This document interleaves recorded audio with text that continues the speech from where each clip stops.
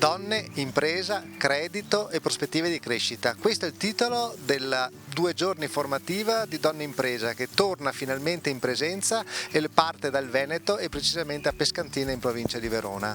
Una 2 giorni dedicata alla formazione sul credito e sulla gestione finanziaria delle imprese, un problema che dai dati di Banca d'Italia risulta essere non solo specifico per l'imprenditoria femminile ma per tutte le piccole imprese.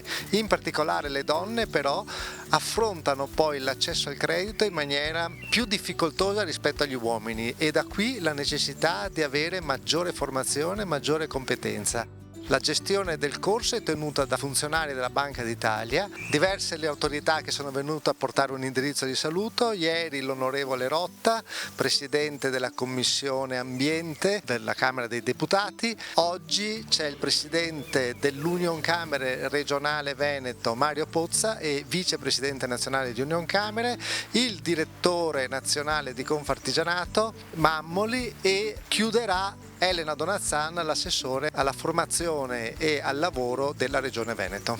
Siamo riusciti finalmente a fare queste giornate formative in presenza dopo tanto tempo. Sì, e con un argomento molto atteso, l'educazione finanziaria, è l'argomento dalla quale tutte le presidenti richiedono.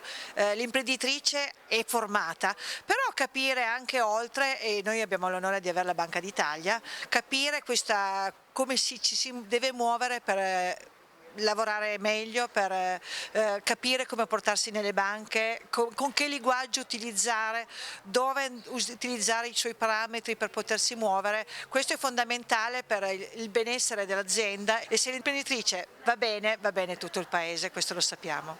Quanto importante è trovarsi in presenza 150 imprenditrici e confrontarsi anche su come si lavora? È fondamentale, lo vede il sorriso, l'ottimismo, la positività che vede in questa sala e l'empatia, riuscire a trasmettere, si ottimizza. Era fondamentale che dopo questi 2 anni di pandemia e di forzata chiusura ci si trovasse per arricchire e motivare le nostre donne imprenditrici, il nostro movimento. Un successo incredibile, ma anche la conferma che quando si parla di formazione c'è un sentire comune, perché le imprenditrici stesse sono le prime che chiedono di essere formate, sono le prime che chiedono di avere strumenti per poter essere sempre migliori e competitive anche nella propria attività e sottolineo l'importanza della formazione che è un tema che anche come gruppo donne abbiamo molto a cuore e stiamo portando avanti perché la formazione è un canale a doppio senso, permette a noi imprenditrici di essere formate, in questo caso parliamo di credito, quindi di avere gli strumenti per poter presentarci agli istituti bancari con una non solo conoscenza ma anche con una consapevolezza di quello che è l'ambiente bancario, ok?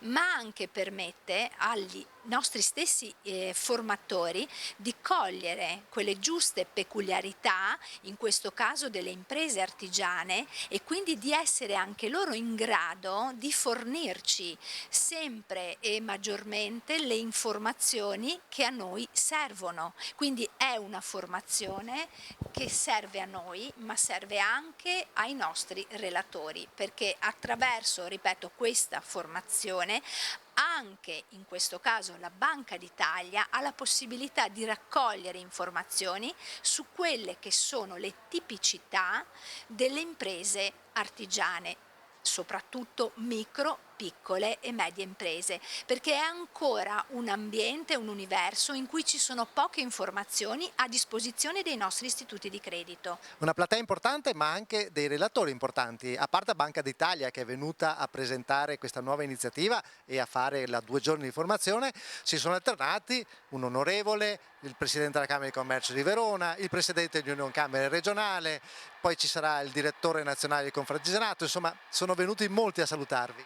Sono venuti molti a conferma della sensibilità che queste persone dimostrano nei appunto confronti del mondo imprenditoriale femminile, che è un mondo molto di potenziale sviluppo, lo è già, ma lo è sempre di più, e soprattutto a conferma di quelle che sono le qualità, diciamo così, da sempre che l'imprenditoria femminile sta dimostrando, quindi la capacità di resistenza, la capacità di resilienza, la capacità di adattamento e di soprattutto saper superare con consapevolezza i momenti di difficoltà.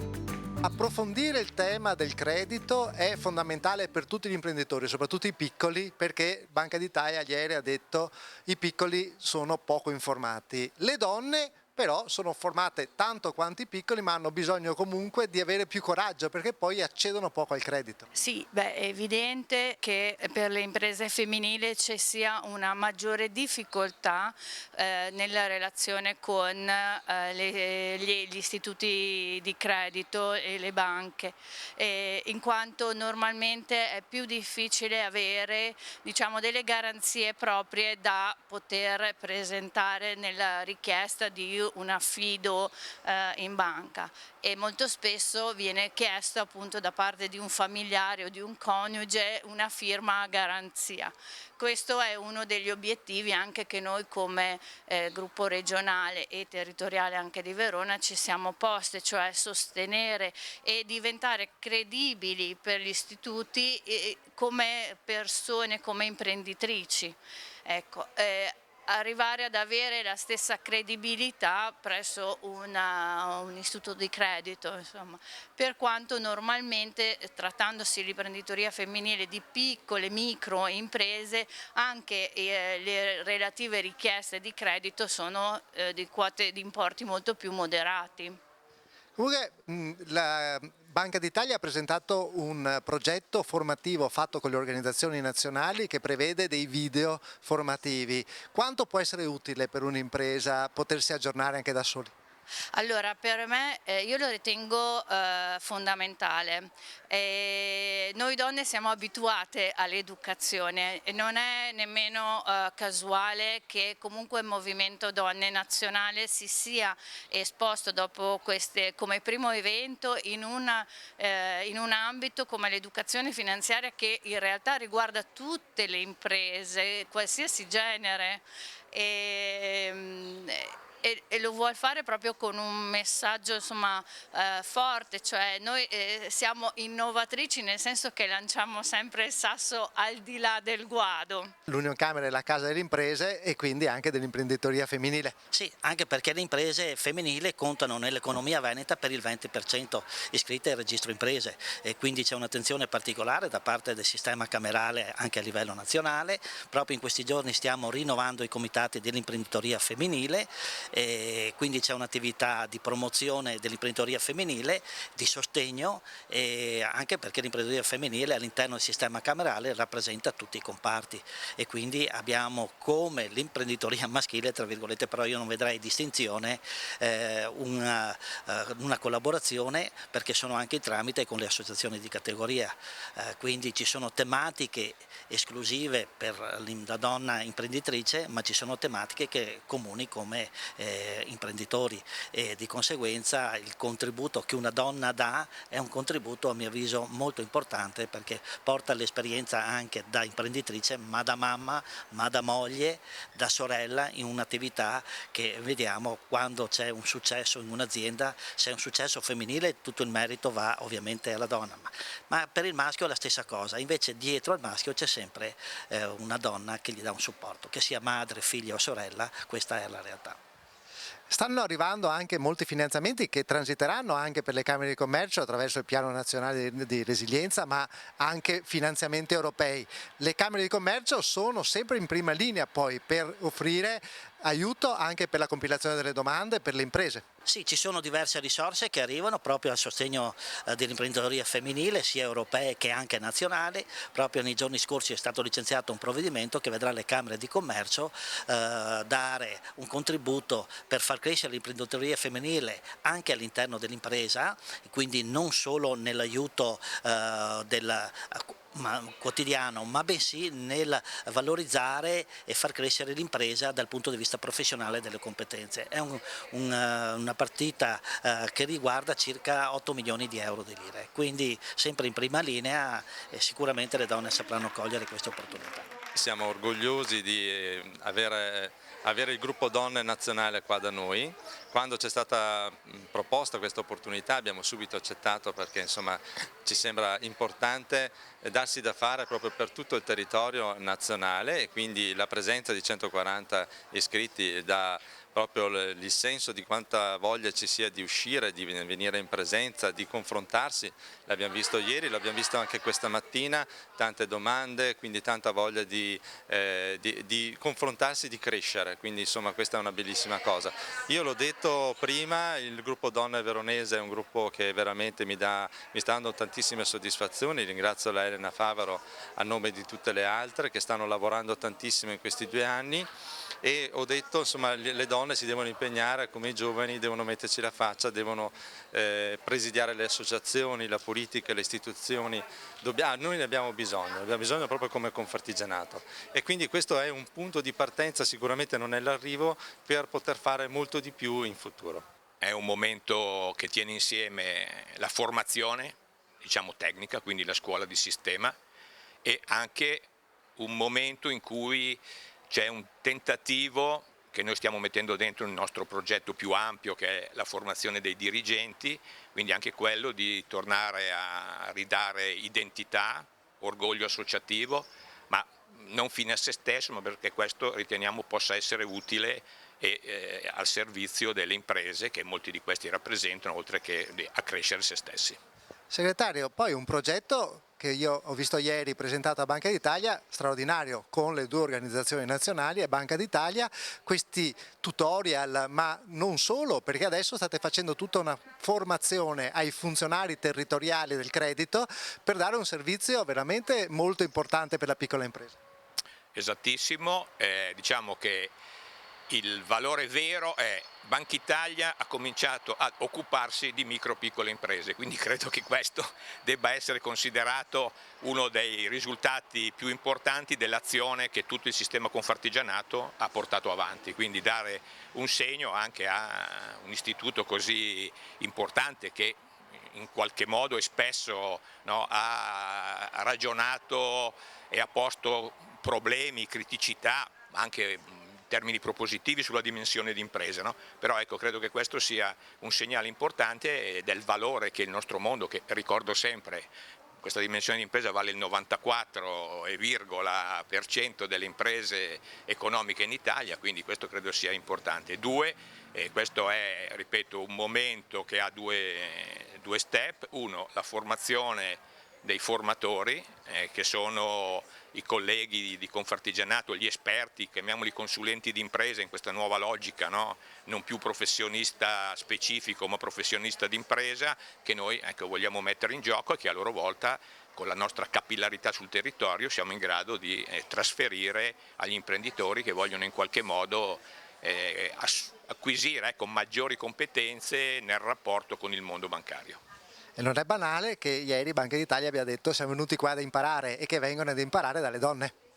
Sì, diciamo che le donne sono prima di tutto imprenditrici, loro aggiungono una sensibilità che non è da tutti, quindi questo è giusto. E mi sembra che Banca Italia abbia centrato un tema che nell'approccio con il direttore generale Signorini alla presentazione in conferenza stampa noi abbiamo cercato di evidenziare: verrete ad imparare ciò che noi diciamo da tempo. Cioè noi siamo un patrimonio per questo paese e l'artigianato si offre per il futuro artigiano di questa Italia. Tema il credito, però il tema è comunque l'imprenditoria femminile, che è all'attenzione della Regione, anche fuori dal PNRR.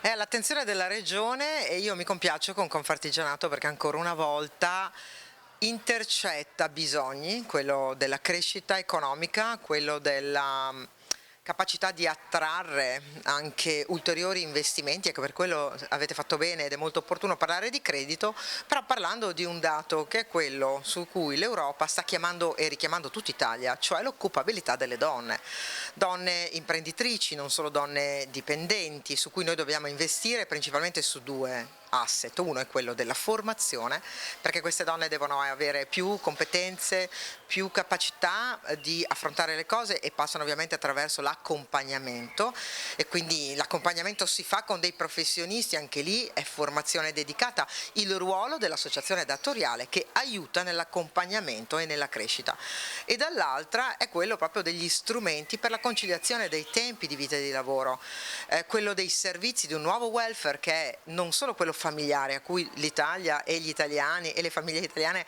hanno sempre dato risposte, peraltro mai supportate fino in fondo dagli strumenti normativi e finanziari, ma anche proprio un welfare aziendale e territoriale. Il DNA dell'Italia è fatto di piccole e medie imprese, il mondo dell'artigianato è fatto di legami familiari e di territorio. Ecco, a queste risposte messe in fila dobbiamo rispondere e le regioni possono farlo con i fondi che hanno. Sì, l'attenzione della Regione Veneto è sempre stata forte, adesso c'è anche il Comitato Pari Opportunità che è appena ripartito a livello regionale, diciamo che negli ultimi anni ha lavorato però un po' in sordina, forse potrebbe essere l'occasione per rilanciarsi anche su alcuni temi che sono quelli che poi di cui ha parlato, tipo la conciliazione. È un tema vecchio, però è sempre quello che impedisce alle donne poi di lavorare. Bravissimo, la conciliazione dei tempi di vita e di lavoro è un danno per l'intera economia nazionale, per la vita, perché se una donna deve, e non è giusto, scegliere tra la propria professione, la propria impresa, poi una donna imprenditrice, veramente sembra quasi che debba essere proprio nel corpo di un'altra donna, non può riuscire a fare tutto, eppure riesce a farlo con uno sforzo pazzesco. Ma quanti strumenti ci sono veramente? Quanti strumenti sono stati pensati per un mondo al femminile di una donna imprenditrice? Nessuno, pochi, troppo pochi. Allora rinnovare la partecipazione delle donne, ecco perché abbiamo rilanciato l'azione, l'attività della Commissione Pari Opportunità, peraltro mettendo proprio tante imprese dentro, tante donne autonome, indipendenti che hanno anche nella professione la propria scelta di vita. Significherà dire a loro: le domande le sappiamo, proviamo a costruire delle risposte insieme. Io sono convinta che ancora una volta le donne sapranno darci tutte le risposte. L'ultima domanda. Il PNRR per esempio ha degli strumenti per le donne, per esempio ha messo del denaro recentemente per gli asili nido a quelli sotto i 3 anni, no? Però lì c'è uno sforzo che va fatto anche dai comuni. Il problema qui è poi convincere tutti i comuni a lavorare per aumentare questi servizi. Guardi, fuori dalla retorica, io credo che il PNRR sia la più grande occasione da dopo gli aiuti americani del piano Marshall, la più grande occasione per l'Italia. Sta perdendo tempo l'Italia, non ha le idee chiare su dove andare, ha scaricato larga parte di responsabilità su un territorio, dando leggi e regole di ulteriore burocrazia, decidendo le scelte a livello centrale, non semplificando nulla, e quindi anche sul tema dei che tipo di servizi per un comune. Pensiamo che il parametro è quello di comuni piccoli che non hanno nemmeno del personale, che meno hanno delle competenze e che devono affrontare delle cose molto più grandi di loro.